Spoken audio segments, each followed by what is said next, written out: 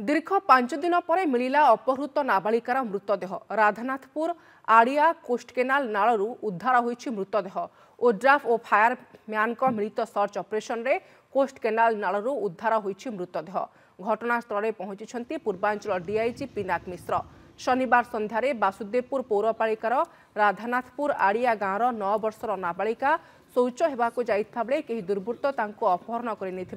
अभियोग होइथिला। एनी चूड़ामणि सामुद्रिक थाना अभियोग पर खोजाखोजी आरंभ होइथिला। दीर्घ 5 दिन धरी पुलिस छानबिन करी निराश होइथिला। घटनार तदंत करने भद्रक एसपी मनोज कुमार राउत स्वतंत्र टीम गठन करथिले। गतकाली पूर्वांचल डीआईजी पिनाक मिश्र राधानाथपुर आड़िया पहुंची तदंत को त्वरान्वित करथिले। विभिन्न जलाश्रय खोजाखोजी करने परामर्श देइथिले। विभिन्न जलाश्रय खोजाखोजी करने परामर्श देइथिले। मृत कारण केही स्पष्ट भावे कहि पारु नथिले मध्य एक परित्यक्त मोटरसाइकिल रे अपहरण करा जाई थाई पारे बोली कहिथिले अपहृत नाबालिकार अजा। दीर्घ 5 दिन धरिकी खोजाखोजी कला परे आमे आज ओड्राफ टीम अग्निशम बाहिनी आम साथी भी मीट कले। मीट करके आज से मैंने आसिकी ये जो आम कोस्ट केनाल पाखक आसिकी से मैंने गंध बारिकी से मैंने भीतर को जाइकी से डेड बॉडी को आम सम्मुख देखले। खोजिला भितर आम किसी बाट खोजिकी आसीचु पूरा एक्सटर्नल लाइन ऑर्डर खोजिला भितर आम गोटे ओट्स अच्छी से ओट्स आम सब मारी मारी आसलु कहीं दलटा खाली हाथ में जना पड़ोनी से आसिक पहुँचले आम पिला कौन कले से ओट्स टेकिदेला बड़ी जहाँ भी रहस्य हो ये तो निश्चय गोटे दुखदपूर्ण घटना। तेणु आम तो प्रिलिमिनारी इनक्वारी आम सियोर हो जाइए जिनस कौन अच्छी तेणु जो भी कल्प्रिट इनवल्व अच्छा जिते जल्दी हम आम ट्राए कर किसी लोक भी आम लिस्ट आउट कर रखीचु आम पाखे आउ जहाँ भी हम आम देखू जमी आज दिन भितर आम से सब कम्प्लीट करूँ जी भी कल्प्रिट काम कर निश्चय आम धरबू और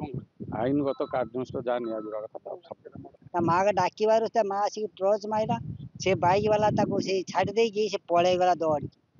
आम आईलुनि से बाइक नहीं कि आम भी रखीनु घरे रखी थाना वाला को फोन करके जनइलु थाना वाला आसिले तो फोटो उठे नहीं गले कहले हूँ आम काली आसिकी बाइक नहीं जीवु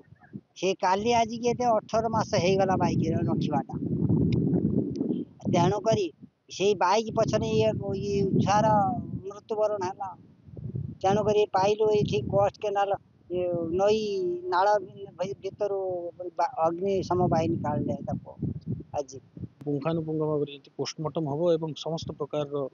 मेडिकल एग्जामिनेशन हम से बॉडी उपरे आमर पोस्टमार्टम रिपोर्ट हस्तगत है